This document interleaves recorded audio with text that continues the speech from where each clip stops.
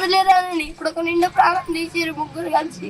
ఇప్పుడు నాకు అమ్మని తెచ్చేయాలి, మాకు న్యాయం జరగాలి. మా కుటుంబానికి అందరికీ న్యాయం జరగాలి. నాకు ఇది ఒక్కటే రిక్వెస్ట్.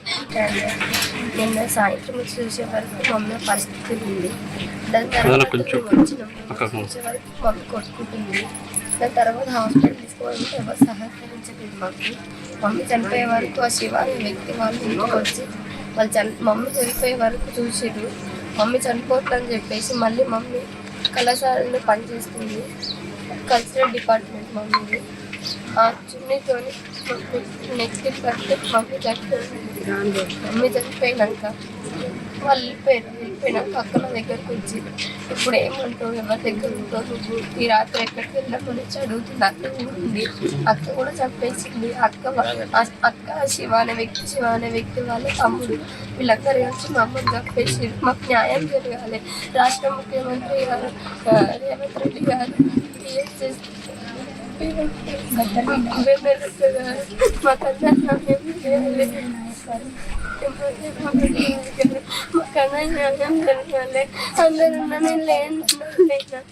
అందరు నాకు అన్యాయం చేసిరు.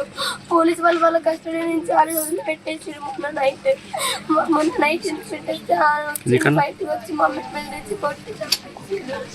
ఇది న్యాయం కాదు. పోలీసు వాళ్ళకు ఇది న్యాయం కాదు. అక్కడ ఏదో జరిగితేనే వాళ్ళు ఏదో తీసుకొని వాళ్ళని వదిలేసిరు. లేకపోతే వాళ్ళని వదలొద్దు, రిమైండ్ నుంచి అసలు వదలొద్దు.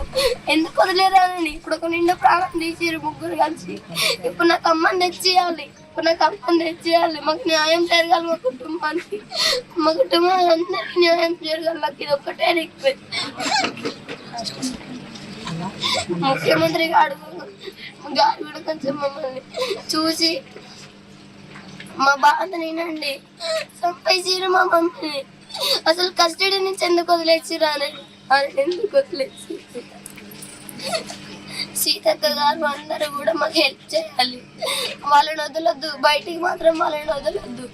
మొన్న పోలీసు వాళ్ళంతా లైట్ తీసుకురు కాబట్టి ఇప్పుడు ఒక నిండు ప్రాణాన్ని తీసేసారు ముగ్గురు కలిసి. ప్లీజ్ వాళ్ళని కఠినంగా శిక్షించాలి. వాళ్ళ ముగ్గురు బయటికి రావద్దు. వాళ్ళకు ఉరిశిక్షణ పడాలి, జీవితంతో జైల్లో ఉండాలి. వాళ్ళు బయటికి మాత్రం రావద్దు.